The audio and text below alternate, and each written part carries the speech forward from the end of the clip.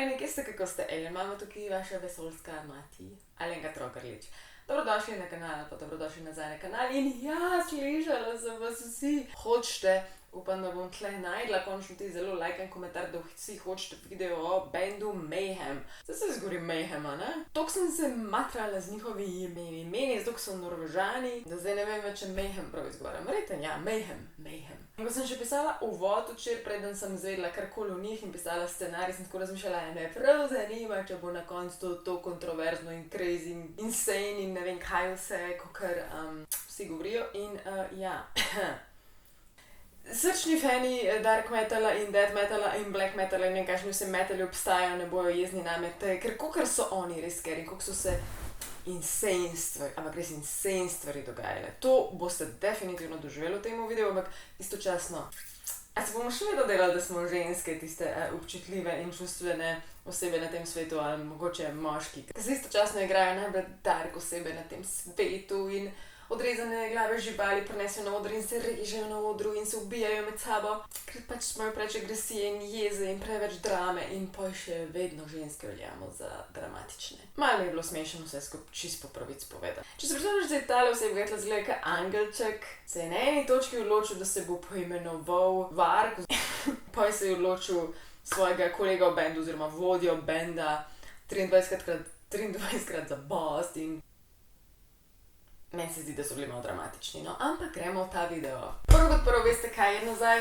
Vaša najljubša stvar iz sveta užitka in tale čudovita zadeva je adventni koledar iz sveta užitka. Noter, kot vidite, je 24 presenečenj, ki jih lahko odpiraš. Ti sama ali pa ti sam kot moški ali pa vidva skup. Meni je ta stvar to cool, ker dejansko se razmenta, ni nama treba kupovati en drugemu darila, ampak dejva si to skup kupili že začetek decembra, namesto božičnega darila, pa to lahko skup odpirate, ker noter je 24 igračk. Vrednost teh igračk so skrbno nabrane skup, da boste imeli čim bolj pestro dogajanje, res vse noter. Vrednost vseh teh igračk je 500 evrov. Sploh na prejšnja leta ta koledar je ekstremno priljubljen, kot le vidite komentarje. Cena je samo slabih 140 evrov, plus moja koda Alenka 5. Je pa še cenej, tako da izkorist, ker čisto vsak let je razprodan, to sem pozabila povedati, čisto vsak let je razprodan, jaz vam pa lahko pokažem samo številko 24 lep božičen večer. In zadnjič na storiju sem vam narobe tole predstavila. Jaz sem rekla, da je tole bani vibrator v bistvu še boljši. Da ne boste moški mislili, da tole za vas ni, namreč tele dve nogice gresta noter v žensko notranjost,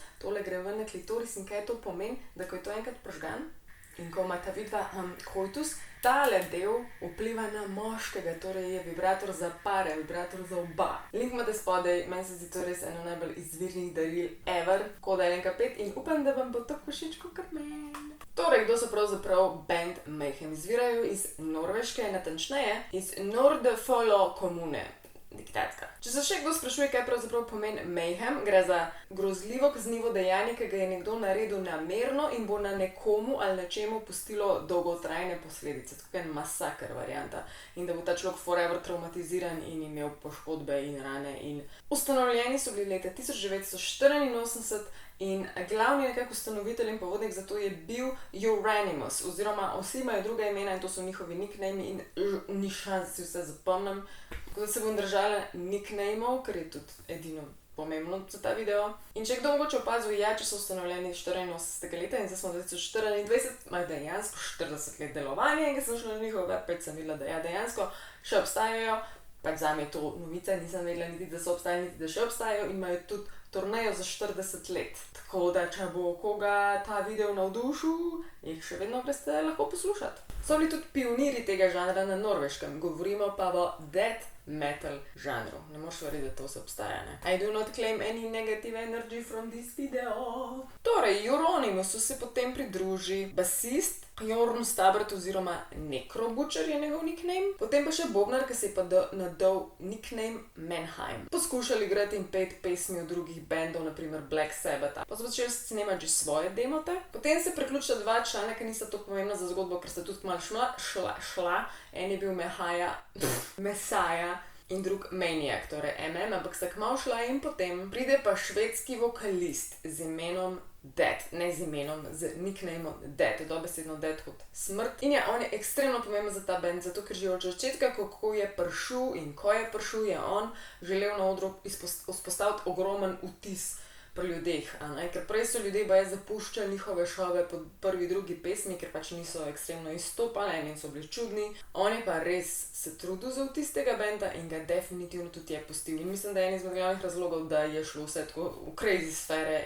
Ja. Prišel pa tudi nov bobnar Hellhammer. Zakaj je bil pevec Dead tako poseben? On se je na oder res pripravljal na zanimive načine, definitivno z make-upom. On si je želel izgledati kot živo truplo, oziroma ne živo, kot truplo. On se je ekstremno potrudil, da bo čim bolj podoben mrtvecu in neživemu človeku. Ena stvar je bila make-up, tak črno-bel, zelo tipičen make-up je imel, ampak ne na ta način, kot Alice Cooper, ki ga več ljudi pozna, pa je bolj tak urejen make-up, ampak res tak nasty, zmazan, mal bogi, mal čuden. To še ni vse. On si tako zelo želel izgledati kot truplo, da je svoje oblačila dobesedno zakopal v zemljo in jih pustil tam noter toliko dolgo časa, da so začela trohneti. Tako jih je dal nazaj nase in da so smrdela in da so izgledala res podobno, kot da jih ima oblečene mrlič, ker so dobesedno že razpadali in je bila gor plesen in to ni približno še ni najhujš, namreč on se je zelo pogosto tudi sam ranil na odru, namerno, dobesedno rezal se z ostrimi predmeti ali z noži. Še ena stvar, ki je meni čist disgusting in so jo zelo pogosto počeli na šovih, to, da so na kolih prinesli gor nataknjene glave živali. To so bile ovce predvsem in pigi, reč pujsi. Slike od tega obstajajo, dejansko, če prideš, je velika verjetnost, da to doživiš. Ne vem, če zdaj še, povejte tisti, ki jih spremljate, če to še vedno lahko doživiš. Ta Dead, ki je bil majhen, bomo šli mečkam čez to njegovo zgodbo in življenje in vse. Ampak ja, smešen je vedeti kot otroka, ki je dobesedno največji angelček, tipični severnjak, ki je tak modre oči, blond laski in je pač tak. Rojen 1969 na Švedskem, sina Nite in Larsa, kjer starša so se ločila tudi kmalu po njegovemu rojstvu, tako da ni imel čisto verjetno urejenega otroštva, imel je tudi veliko težav z zdravjem, ena izmed teh je bila sleep apnea. Kaj je že to po slovensko, pardon, se ne spomnim. Druga stvar pa to, da se je enkrat zelo poškodoval, do mere, da je dobesedno doživel klinično smrt, na nek način je bil neodziven nekaj časa. Rečeno je bilo, da je padel na ledu, ker tam je tak sam sever in led in sneg in se je drsel in ne bi padel, ampak njegov brat je kasneje v intervjujih povedal, da to ni bilo res, v bistvu ne bi bil toliko buljen v šoli, da ne bi ga na neki točki toliko stepel, da je prišlo do te poškodbe, ker je jasno mogel v bolnišnico. In ko je to preživel, ko se je vrnil iz te klinične smrti, je bil obseden s smrtjo. Od takrat naprej je njega najbolj od vsega na svetu zanimalo, kako bi bilo biti mrtev, kako bi bilo biti na drugi strani, zato si tudi nadel ta nickname. Tudi prej bi njega lahko že slišali pet v bendu Morbid, potem pa je slišal za band Mayhem, njih je potem Morbid band je zapustil in je res verjetno omembe, kako se je potem priključil Mayhemu, napisal jim je neko sprejemno pismo, je pisal, zakaj ne ga vzamejo, to pismo bom nalimala tukaj. Pismo je bilo še najmanj pomembno, zraven je tudi kaseta, kjer se je predstavil, torej posnetek, zanimiv. Mislim, da najbolj izrazita stvar je bila to, da je zraven poslal križano podgano. Dobesedno križano podgano. Absolutno upam, da je bila ta podgana mrtva. Poleg tega, da se je mazal kot zombi za na oder in da je kopal svoje oblačila, da bodo izgledala, kot da so dobesedno splesnela, je tudi na eni točki najdel na tleh mrtvega vrana ali krokarja, ne upam trditi, crow v angleščini, zbo nema je to vran ali krokar. V glavnem se ga je odločil vzeti s sabo v plastični vrečki in to bogo mrtvo žival je s sabo nosil zelo dolgo časa. Ne samo za okras, dobesedno ga je pred nastopi povohal. Če mene vprašaš, ker sem zdaj njega spoznavala preko opisov, je bil to neka doza, neka njegova droga, ki da je zavohal smrt, da je bil bolj, I guess, navdušen nastopati death metal, I guess, da si je bolj počutil še bolj mrtvega, ne vem, bliže smrti. To še ni vse, ta človek si tudi pod svojo lastno poslo, da jo mrtve gosi, spet, I guess, mu bil všeč von, ali pa da je bil bliže smrti. Jaz se ful sprašujem, so te fantje kdaj imeli punce. In če so imeli punce, kakšne punce so bile. Februarja 1990, 2 let preden sem bila jaz rojena, si je na odru namerno porezal roke do te mere, da je potem mogel v bolnico, v bolnišnico. Baje drugim članom je bilo to dokaj, vsakič, ko se je začel rezati, tudi potem že pred njimi dejansko, tudi ne na odru, so ga probali ustaviti. Ampak vse ostalo jim je pa dokaj ustrezalo, da je bil toliko zmešan, ker dejansko je priklical folk, zaradi tega so postali toliko posebni, slavni, ker ko enkrat to doživiš na odru, njim je bil point, da si jih vsak zapomne in da jih ne more pozabiti. In to so absolutno dosegali, ker zdaj že jaz govorim o njih. 8. april 1991 je dan, ko si Dead tudi vzame življenje. Samomor je naredil in ta samomor ni bil tak normalen, simpel, preprost, bil je cel šov in gremo čez to. Preden je to naredil nedolgo časa nazaj, so si, ne vem, kupili ali pa najeli eno hišo. Tlej jo vidite, taka rdeča, tipična skandinavska hiša, kjer so noter vadili in so se dobivali in so pesmi pisali. Ful jim je bilo všeč, ker je bilo to sred gozdov in so bili res umaknjeni. In tukaj, ko je bil ded nekaj časa sam, je naredil samomor. Kako? Prerezal si je vrat, prerezal si je zapestja in se ustrelil s pištolo v glavo. To še ni vse, zraven je pustil tudi poslovilno pismo. To je bilo precej dolgo, mislim, ena stvar je bila, da je kuj spredaj napisal Sorry for all the blood, v smislu, ti smo ko mogel to pucati, I guess, in potem je nadaljeval. Vem, da me nihče ne bo razumel, ampak jaz nisem človek. To so sanje in kmalu se bom zbudil. Rekel je tudi, da jim zapušča eternal life. In sem jaz mislila, o moj bog, a on mislil, da je del da je neki ritual ustvaril in da bojo drugi zaradi tega forever živeli, mislil, da je to naredil, ampak ne. Eternal life je bila dobesedno pesem, ki jo je napisal, preden je umrl. Da jim je zapustil pesem, tako ful lepa simbolika, to mu dam, ampak ja. Tukaj se stvari začnejo še bolj komplicirati, ker najdu ga je pa lih Euronymous. To je pa ta, ki je tudi ustanovitelj in nekako lider, če mene vprašaš, in tudi najbolj sporen član, ker kot boste videli, ne moram reči najbolj, ker so vsi čudni, ampak jaz ne vem, kako je enim to cool, kako so te ljudje sploh imeli fane. Sorry, ni važno, kaj so pel, meni je to insanity. No, Euronymous ga je najdel v takem stanju. In kaj je naredil? Valjda je poklical policijo in rešil s tem, ne, on... Da je videl, si je rekel, wow, kakšen prizor. In je šel v trgovino. In si je kupil disposable kamero, tisto za enkratno uporabo, whatever. In še tisto moje slikce avtomatično pridejo ven. In je šel nazaj do trupla in je predmete okrog njega postavil tako, da je bilo ful bolj dramatično vse. Ne vem, katere predmete, verjetno pištolo in te stvari, ne vem. In ga je začel fotografirati. Ker bi bilo to vsaj sam za lastno uporabo, ampak na koncu ni bilo. Kasneje mogoče drugim to ni bilo idealno, kaj je naredil. Zato, ker Necro Butcher je na tej točki dejansko zapustil ta band, je rekel, this is insane. Eni so pa tudi obtoževali Euronymousa, da je v bistvu vedel, da je edinka je vedel, da bo verjeten na tej točki ali pa ta dan, ded se odločil za samomor in sploh če ga vsem ga pustil, da bo do tega prišlo in da je Euronymous vsem rekel, dobra reklama, jaz grem pusti, da to naredi. Glede na to, da ga je pa fotkal, ni dvakrat zamislil, da je to res ali ne. Deda so potem pokopali v Štokholmu, so pa valjda potem bili razni intervjuji in ljudje so govorili z drugimi ljudmi, ki ne bi njega poznali, so njemu povedali to, da ga je bilo zelo težko spoprijateljiti, nikomur ni zaupal, pač res ni zaupal, itak se je počutil, da ni človek, počutil se je, da je iz nekje drugje, torej nezaupljiv introvert. Tudi njegova depresija se je ves čas večala, bil je odstojen, čuden, dark, melanholičen. Pa je bil tudi njegov oče precej tak, tako da je mogoče to malo črpal od tam. Eni so celo bili mnenja, da je bil mentalno dobesedno čisto klinično nor. Nekdo je pa tudi rekel, da ga absolutno spominja na nekoga za Cotard's syndrome, ne vem kaj v slovenščini, tukaj bom nalimala definicijo, ampak to pa je nekdo, ki je prepričan, da ni živ, ampak da je mrtev, torej da je truplo. Eni so mnenja, da je pač absolutno on to bil. Kar so še povedali o dedu je to, da res ni maral tehnologije. Ljudje, ki so imeli računalnike, on tega ni hotel, njega je to strašil. Jaz sem pozabila, da je to toliko dolgo nazaj, recimo 1991, sploh itak ljudje mogoče že imajo računalnik, ampak tehnologija takrat take vrste kot telefoni, sploh mobilnikov, mislim, da skoraj še ni takrat, a ne, sploh ne. Računalnike pa mogoče že kakšen gospodinjstvo ima, zelo redko, ampak to, da se je on tega izogibal, še dokaj normalno glede na to, da takrat večina ljudi tega itak ni imeli so pa stacionarce.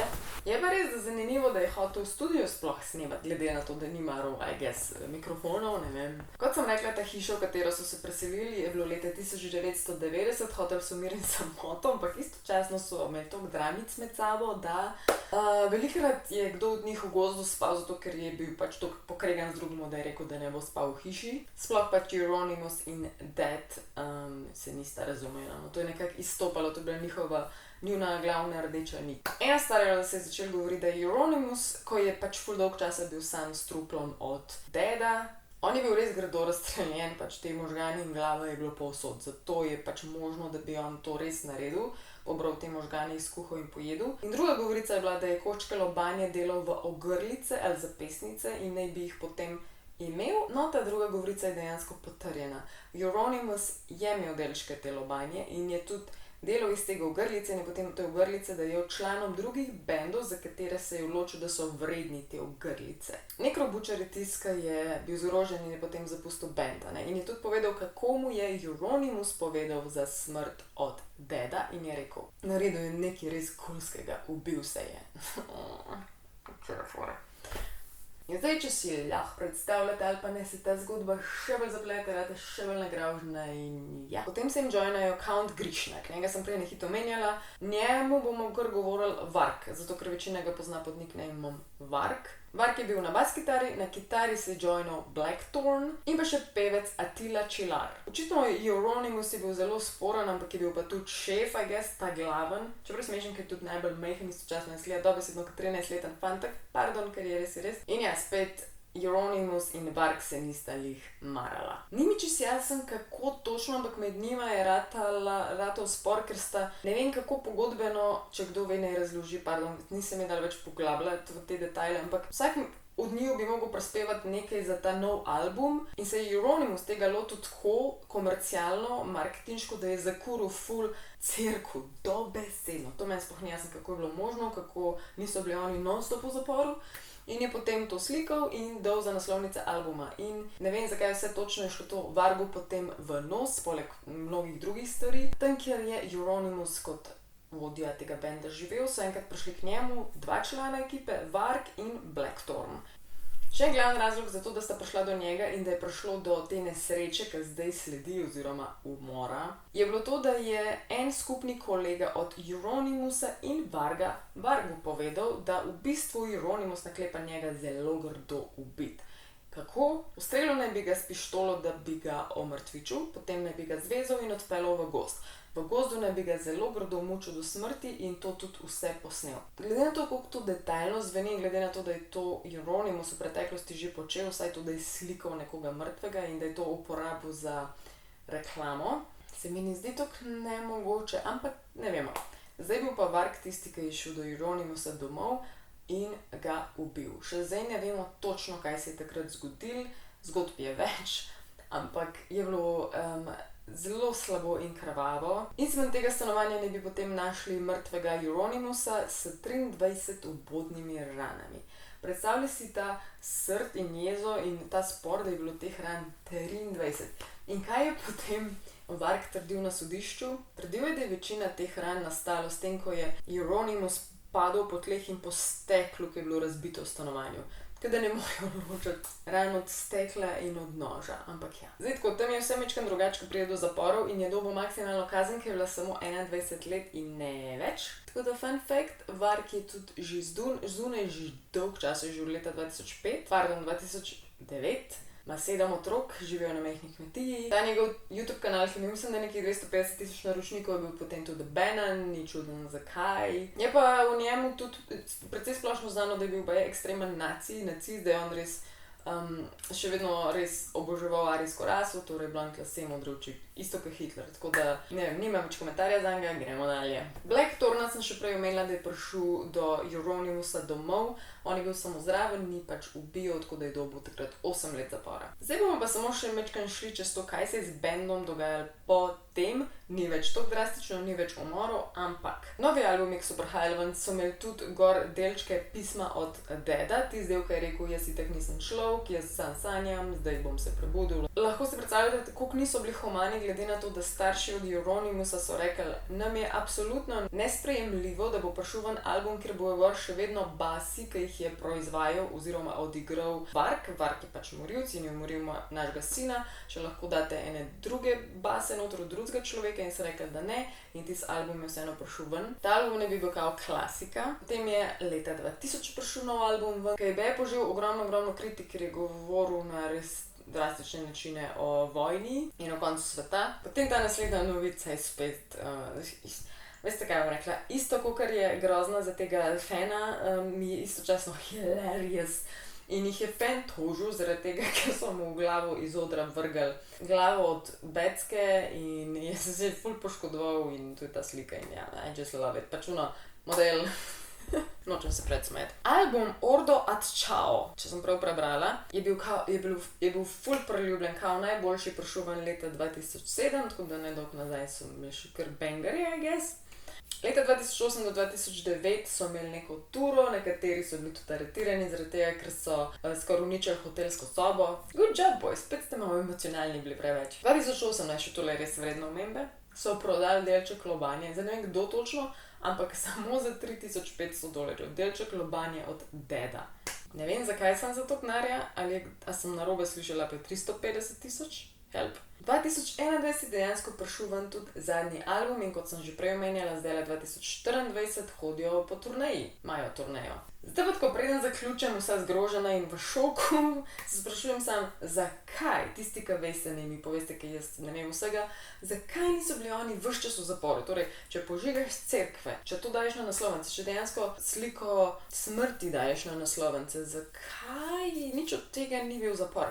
Primer, ko je Euronymous slikal in premikal predmete na zločinu, na kraju zločina, kjer je ded naredil samomor, zakaj ni, a je šel sploh v zapor? Pač, da ni prijavil kot policiji, je bil sploh osumljen za kakšno stvar. Kako je sploh dovoljeno na oder nositi glave mrtvih živali, pa recimo, da je nek luknja v sistemu, kjer to lahko počnejo, ampak če se enkrat na odru začne rezati, a res ni nekega zakona, ki jim prepove iti vsakič znova na oder? A je možno, da tiste cerkve, ki so jih zakurali, da so jih prej kupili in zakurali, ker drugače mi ni jasno, kako da niso šli v zapor?